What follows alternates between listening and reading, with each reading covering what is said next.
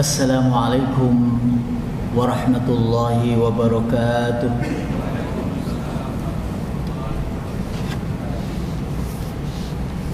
Alhamdulillahi rabbil alamin. Assalatu wassalamu ala asyrafil anbiya'i wal mursalin wa ala alihi wa ashabihi ajma'in. Rabbi shrah li sadri wa yassir li amri wahlul 'uqdatam min lisani yafqahu qawli. Rabbi zidni ilma warzuqni fahma wa ba'du. Para jemaah yang dirahmati Allah, ada hal yang penting yang rasanya telah hilang dari lingkungan kita, telah hilang dari bahasan-bahasan rutin kita yang dulu telah diajarkan oleh orang tua kita, guru-guru kita, para ulama-ulama kita, yaitu tentang adab, tentang akhlak. Beberapa waktu yang lalu kita telah bahas materi ini. Pertemuan pagi ini adalah sebagai tambahan bahwa betapa seseorang itu kalau mendapatkan ilmu, sebanyak apapun ilmu, jika tidak dipuncaki dengan akhlakul karimah, dengan adab, maka sebenarnya dia tidak mendapati apapun dari ilmu yang ia dapatkan. Sedikit apapun ilmu yang dia dapatkan, tetapi ia mampu untuk membungkus ilmu yang sedikit itu dengan adab, dengan akhlak, sebenarnya dia telah memuncaki ilmu, telah memuncaki misi Rasulullah SAW. Bukankah Rasulullah itu rahmatan lil alamin misinya? Bukankah Rasulullah itu basyiran wa nadhiran misinya? Bukankah Rasulullah itu liutammima makarimah akhlak? Lalu kurikulum-kurikulum, pelajaran-pelajaran pada anak-anak kita di sekolah-sekolah, sedikit demi sedikit moralitas. Coba kita renungkan, kita sering mendapati informasi membuli antara kelompok satu dengan yang lain. Anak-anak seusia SMP, SMU, mereka saling bertengkar, mereka saling habis-menghabisi. Apakah mereka di pendidikan dasarnya, di madrasahnya, atau di SD-nya, atau di keluarganya belum mendapati yang namanya akhlakul karimah? Para jemaah yang dirahmati Allah, kenapa adab itu lebih penting dari ilmu? Sebab kepintaran seseorang tidak akan ada harganya apabila tidak mempunyai etika, tidak mempunyai tata krama, tidak mempunyai adab. Ilmu akan menjadi berbahaya bagi dirinya dan orang lain apabila tidak dihiasi dan dibarengi dengan akhlak. Tutur kata yang arogan, kata kalimat-kalimat yang tidak mendidik, tidak lembut, mengaca pada Rasulullah Musa alaihi salatu wassalam.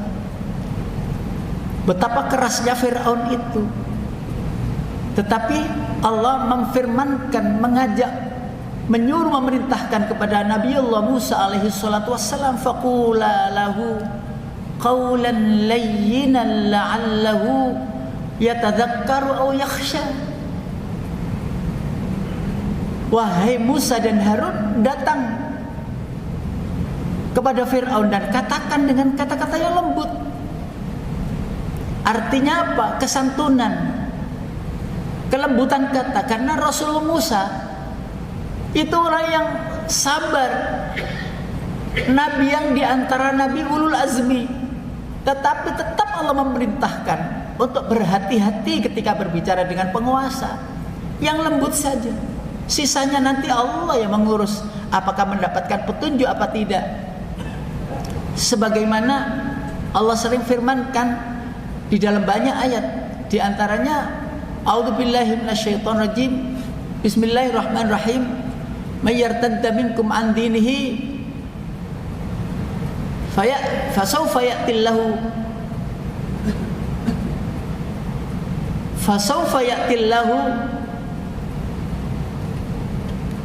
mohon maaf, wa may yartadid minkum an dinihi fasawfa ya'tillahu biqaumin yuhibbuhum wa yuhibbunahu adillatin 'alal mu'minina 'aizzatin 'alal kafirina yujahiduna fi sabilillahi wa la yakhafuna laumata laim. Siapapun yang tidak menerima agama ini, Allah akan bersihkan dan Allah akan ganti dengan kelompok-kelompok manusia-manusia yang mencintai ya Allah dan Allah mencintai mereka. Artinya apa? Yang lembut saja kalau menyampaikan, yang baik saja, kedepankan akhlak. Orang tua kepada anak pun juga begitu. Wahai anakku, ini sudah sholat subuh, sisanya serahkan kepada Allah. Lembutnya hati orang tua, ayahanda, ibunda untuk membangunkan anaknya berbuat baik, melaksanakan sholat dan seterusnya akan dikenang sepanjang masa. Ketika orang tua itu sudah tiada, bagaimana orang tua dengan lembut, dengan sabar mengingatkan tentang ibadah dan seterusnya. Seorang guru demikian, seorang anak kepada orang tua pun juga demikian. Bagaimana sekarang ini ada atau panjenengan punya keluarga yang apabila putra putrinya atau anak cucunya ketika pamit melaksanakan tugas atau sekolah, ketika orang tua sedang duduk begini, lalu apakah orang tua anak kita akan santun dengan mencium tangan kita, lalu mohon doanya agar perjalanan cari ilmu itu menjadi ilmu yang bermanfaat? Apakah itu sudah terjadi? Atau saat kita duduk di bawah, lalu anak kita menggamit dengan duduk pula untuk mencium tangan kita? Padahal Allah sudah sampaikan di dalam Al-Quran, wahfid lahuma janahadzulli minar rahmati wa qur rabbirhamhuma kama rabbayani shaghira.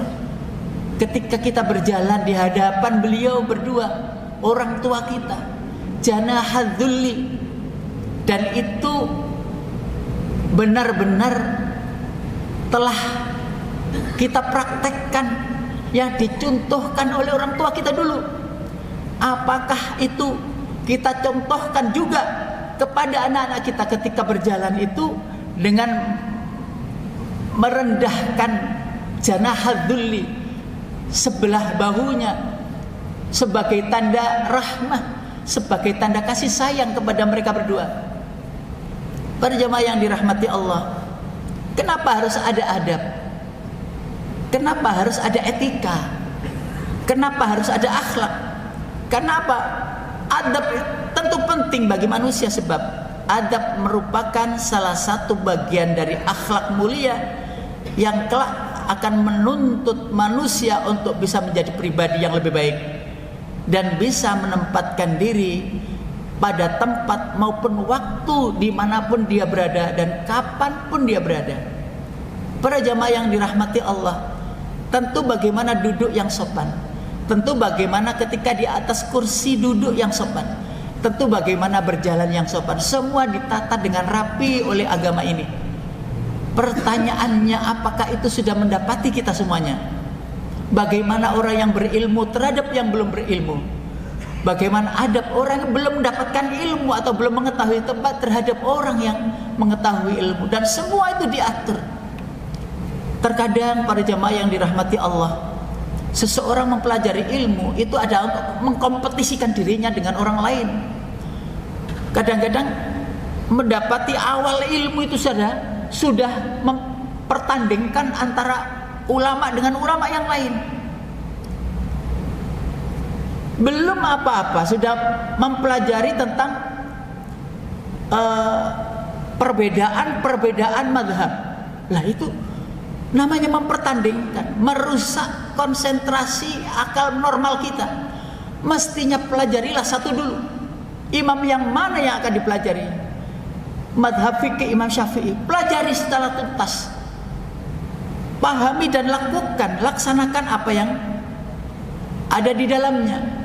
Baru setelah tuntas ambil yang lain untuk mempelajari tambahan ilmu, bukan untuk mengkompetisikan. Walaupun ada perbedaan-perbedaan, bukan untuk diadu mereka. Beliau-beliau adalah ahlul fiqh yang mendunia, dan kita tidak kapasitasnya untuk mengadu. Kalau kita hanya mencari perbedaan-perbedaan, pertanyaannya, di mana akhlak kita sebagai seorang yang mempelajari ilmu? Kenapa adab itu di atas ilmu, para jemaah yang dirahmati Allah? Dalam kesimpulan lainnya, adab atau etika yang baik memiliki keutamaan yang lebih tinggi daripada ilmu pengetahuan. Karena itu sering kita sampaikan, mencari ilmu itu ada adabnya, dan adab mencari ilmu. Mencari ilmu itu ada ilmunya, dan ilmu mencari ilmu itu adalah adab, akhlak, etika. Bahkan di ranking bagaimana etika kepada Allah, bagaimana etika kepada Rasulullah, bagaimana etika kepada adab kepada orang tua kita, terus sesama kita ini bagaimana saling menyapa dan seterusnya, bagaimana meletakkan adab itu masing-masing, dan seterusnya adab bagaimana kita sesama orang-orang yang tidak beragama Islam, non muslim, dan bagaimana adab terhadap alam semesta sudah dilengkapkan oleh Allah di dalam Al-Quran. Tinggal pertanyaannya, mau tidak kita membukanya? Para jamaah yang dirahmati Allah, mengingatkan juga bagaimana adab kepada Allah Subhanahu wa ta'ala.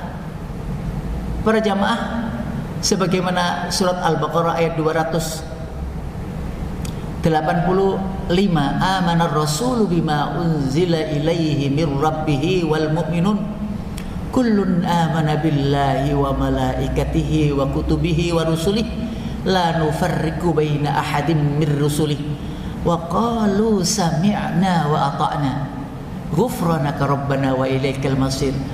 Bukankah itu sangat sering terdengar, wa qalu sami'na wa ata'na, sehingga ayat berikutnya surat Al-Ahzab 36 pun juga menyampaikan kepada kita, menasihati kita, wa ma kana lil mu'mini wa la mu'minatin idza qadallahu wa rasuluhu amran ay yakuna lahumul khiyaratu min amrihim wa may ya'sillaha wa rasulahu faqad dhalla dhalalan ba'ida.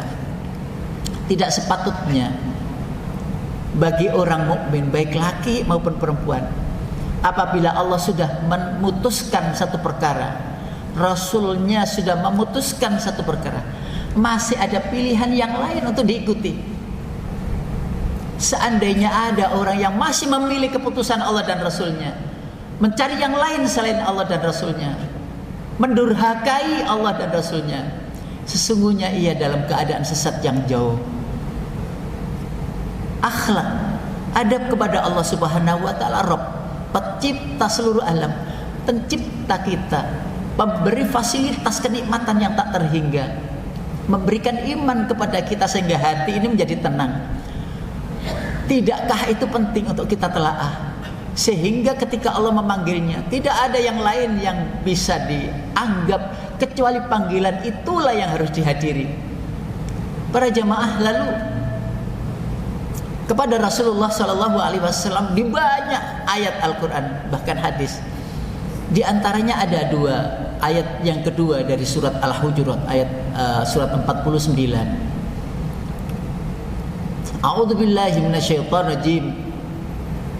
Ya ayyuhalladzina amanu la tarfa'u aswatakum fawqa sautin nabi wa la tajharu lahu bil qawli kajahri ba'dikum li ba'din an tahbata a'malukum wa antum la tash'urun. Wahai orang-orang yang beriman, jangan engkau suaramu tinggikan di atas suara Rasul. Jika engkau melakukannya, maka tanpa engkau sadari amalmu akan habis. Para jamaah yang dirahmati Allah, sehingga pemahaman luasnya, jangan mengatakan apa yang tidak pernah dikatakan oleh Rasulullah, jangan memutuskan apa yang tidak pernah diputuskan oleh Rasulullah, mendahului Rasul, memfatwakan sesuatu yang belum pernah difatwakan oleh Rasulullah, kecuali para ahli para ahli yang dibolehkan untuk berfatwa sebagaimana diajarkan atau diputuskan atau diperbolehkan oleh agama. Karena itu penting sekali bahwa tidak boleh lebih lantang suaranya dari Rasulullah. Dan waktu itu para jamaah, memang para sahabat tidak boleh memanggil dengan nama, memanggil dengan suara keras, ya, dan harus dibawa suara Rasulullah. Sebagaimana sering kita bilang, suara istri juga harus dibawa suara suaminya, suara anak harus iramanya, nadanya itu harus dibawa suara orang tua. Tidak boleh lebih lantang dari orang tua. Dan itu unggah-ungguh, itu etika, itu moral yang sudah tak terbahas. Coba panjenengan pernah dengar yang namanya adab? Pernah nggak dengar yang namanya moral? Pendidikan moral Pancasila umpamanya dulu pernah diajarkan, kita pernah dengar, kita pernah mengikuti yang namanya P4, ya, atau PMP atau apapun materi yang dulu pernah kita ikuti. Sehingga bagaimana terhadap guru, kesantunannya bagaimana di hadapan beliau-beliau, bagaimana kita waktu SD, waktu ibtidak dulu benar-benar tidak boleh melewati di depan guru, tidak boleh, harus menjauh melewati tempat yang lain, atau lewat di depan guru tetapi menundukkan badannya ini sebagai tanda penghormatan bahwa kita mengenal Allah itu dari beliau-beliau, kita mengenal Rasulullah itu diceritakan sejarahnya dari beliau. Namun betapa kita ini lalu gampang sekali melupakan jasa-jasa beliau, sehingga sering kita anjurkan untuk tidak melupakan setiap sholat 5 waktu. Siapapun yang mengenalkan kepada kita semuanya huruf-huruf Al-Quran, ya, tentang agama ini, untuk tidak dilupakan, agar kita doakan semoga para pendahulu, guru-guru kita yang telah tiada itu mendapatkan rahmat dan kasih sayangnya. Etika, lalu etika kepada sesama para jamaah yang dirahmati Allah. Tasafahu yadhhabil ghillu an qulubakum, kata Rasulullah. Bersalamanlah, berjabatan tanganlah, sehingga antara kalian tidak ada sekat, ya, hilang rasa benci, hilang rasa hal-hal yang tidak baik, yang negatif di hati karena bersalaman. Makanya Rasulullah memerintahkan kita, menganjurkan kita untuk selalu bersalaman kepada sesama kita, sesama muslim, lalu saling mendoakan. Maka ya dhahabil ghillu an qulubakum, sekat-sekat di hati ini hilang. Silaturahim tentu itu adalah penting bagi kita. Fahal asaitum in tawallaitum an tufsidu fil ardi wa tuqatti'u arhamakum. Fahal asaitum in tawallaitum an tufsidu fil ardi. Apakah kalian ingin menghancurkan dunia ini atau ingin melepaskan dunia ini tanpa adanya silaturahim? Wa tuqatti'u arhamakum, lalu memutus silaturahim. Para jamaah yang dirahmati Allah, medsos yang sekarang ini menggoda kita semuanya, sehingga saling berjumpa itu sangat jarang sekali. Penting kiranya untuk secara fisik memulai dari diri kita sendiri. Ayo kita semangati untuk silaturahim, karena ini penting sekali untuk menambah ikatan hati agar tidak terpisah-pisah. Lalu para jamaah yang dirahmati Allah, apa jadinya ilmu itu tanpa adab? Apa jadinya ilmu tanpa adab? Ilmu tanpa dibarengi oleh akhlak adab yang mulia mengakibatkan ilmu itu akan menjadi sia-sia. Para jamaah yang dirahmati Allah, apakah kita sudah paham apa sih akhlak, apa sih adab? Akhlak itu karakter, isi daripada hati. Sedangkan adab itu adalah perilaku keseharian. Apa yang kita kerjakan itu adalah adab. Sedangkan akhlak itu adalah sumber dari perilaku yang kita lakukan. asli jika itu baik seseorang, asli jika hatinya memang bersih, tutur katanya ikut bersih. Allah adalah mutlak, takdirnya adalah sudah tercatat. Perihal kita tidak diberitahu itulah tentang takdir yang akan datang itulah, sehingga kita wajib untuk ikhtiar untuk mendapatkan sesuatu yang baik untuk diri kita, baik saat ini maupun saat yang akan datang. Dan itu penting kiranya untuk kita maksimalkan dalam berikhtiar berbuat baik dengan cara mohon kepada Allah, Allahumma a'inna ala dzikrika wa syukrika wa husni ibadatik. Bukankah itu doa yang sangat kita hafal? Allahumma a'inna ala dzikrika, ya Allah tolonglah kami untuk mengingatmu, wa syukrika, dan mensyukuri nikmat karuniamu, wa husni ibadatik, dan memperbaiki ibadah kami kepadamu. Para jamaah yang dirahmati Allah, tentu hal ini dengan wasilah atau dengan langsung Allah sudah jabarkan semuanya di Al-Quran. Karena itu penting bagi kita untuk menyambungkan, minta doa orang tua, berdoa kepada Allah, dan saling mendoakan antar sesama untuk menjadi insan kamil, untuk menjadi manusia paripurna yang dalam hati itu bersih, dalam perbuatan terbukti. Yang berikutnya adalah berperilaku yang santun, berperilaku yang jujur, berperilaku yang sidik.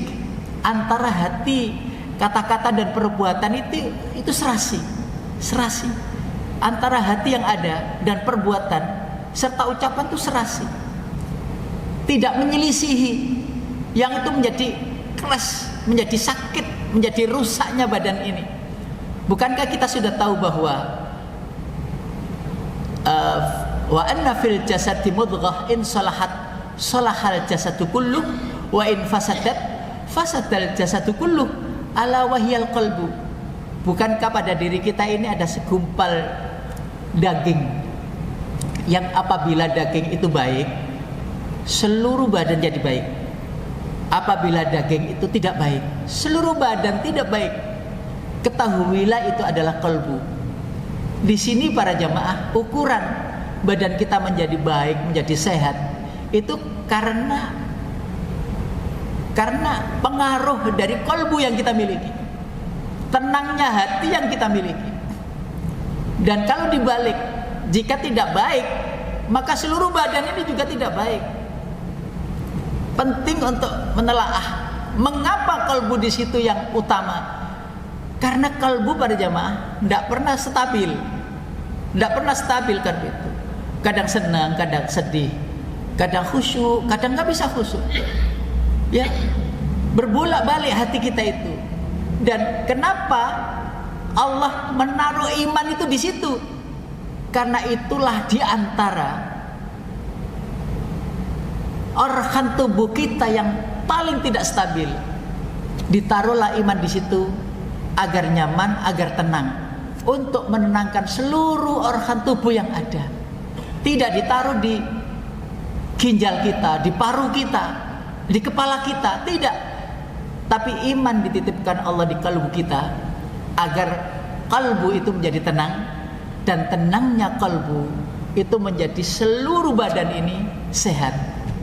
Tentu saja kalau iman kita tidak perbaiki di dalam hati ini dengan ibadah-ibadah yang baik, dengan ilmu-ilmu yang mestinya harus kita dapatkan, dengan terus mencari informasi ilmu, maka sungguh akan terlepas dari pantauan keimanan, pantauan Allah, pantauan ilmu, sehingga menjadi rusak badan kita. Naudzubillah min dzalik. Karena itu penting bagi kita untuk menelaah, meruqyah diri sendiri, memotivasi diri sendiri, menghipnotis diri sendiri.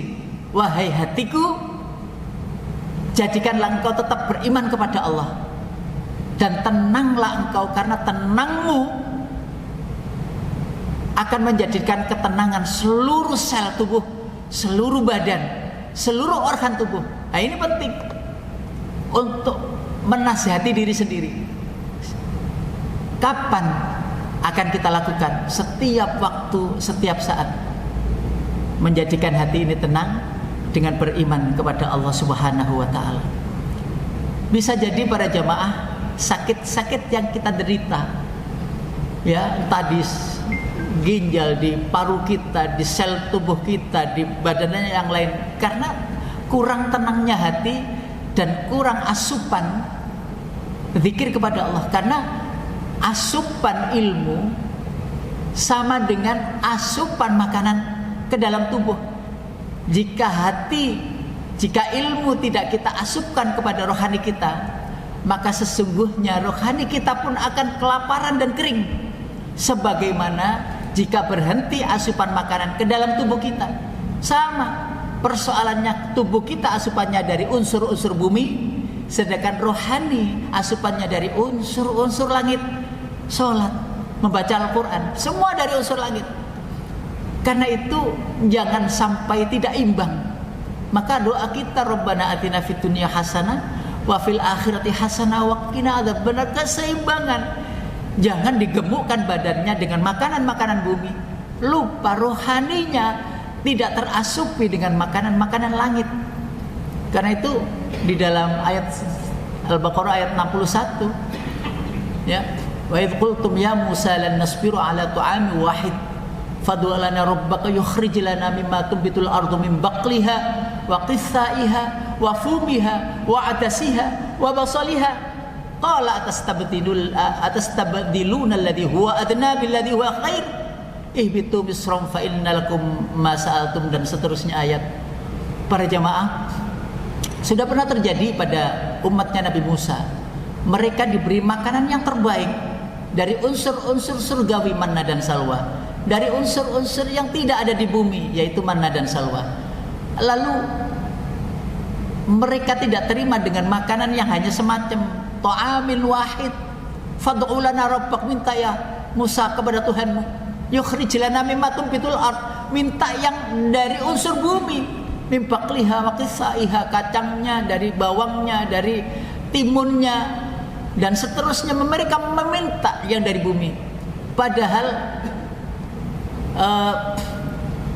qala atastabdiluna alladhi huwa adna billadhi huwa khair, dari unsur bumi itu adna, nilainya rendah.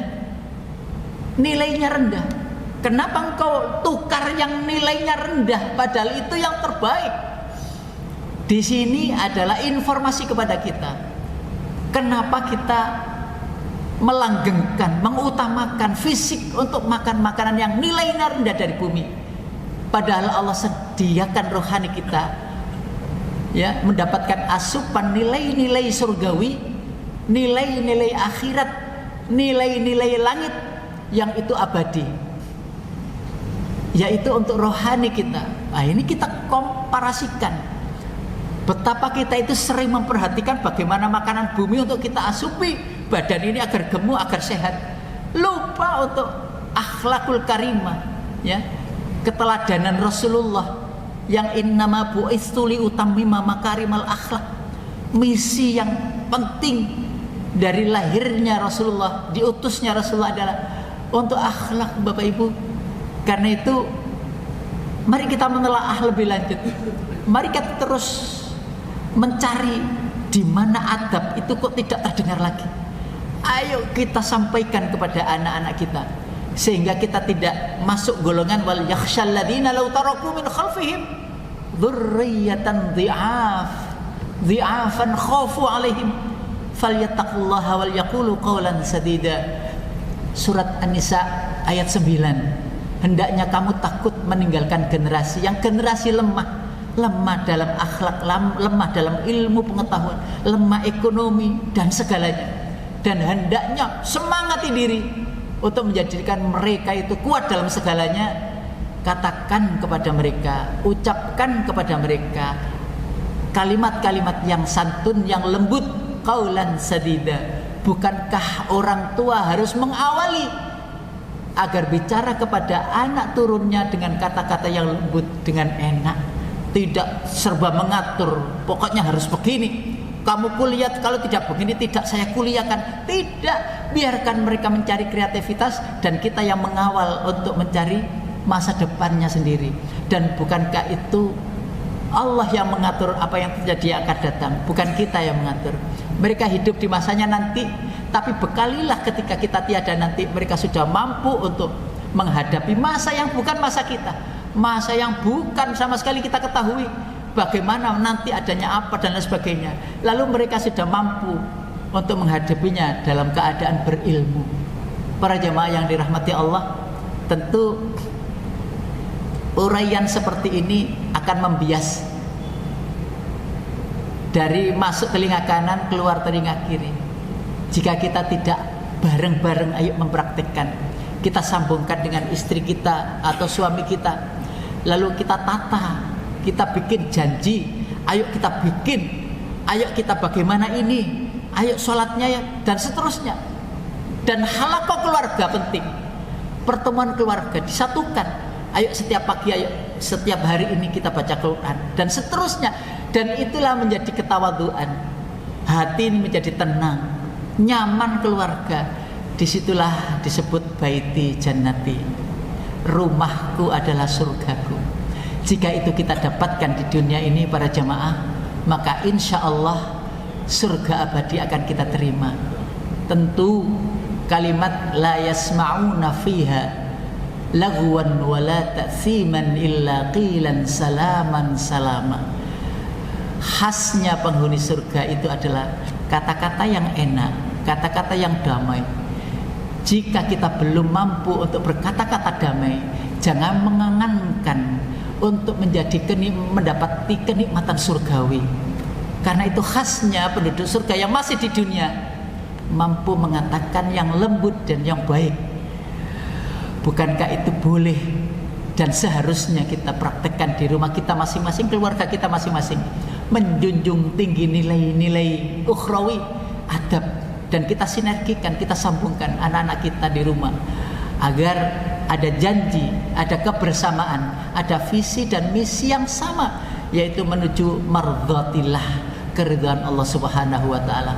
Mudah-mudahan apa yang kita kaji pagi ini bermanfaat bagi saya pribadi dan para jamaah semuanya, dan mudah-mudahan surga dunia kita dapatkan, kedamaian di rumah tangga kita, dan surga abadi kita akan dapatkan dengan kemuliaan yang kita dapatkan di hadapan Allah Subhanahu wa taala.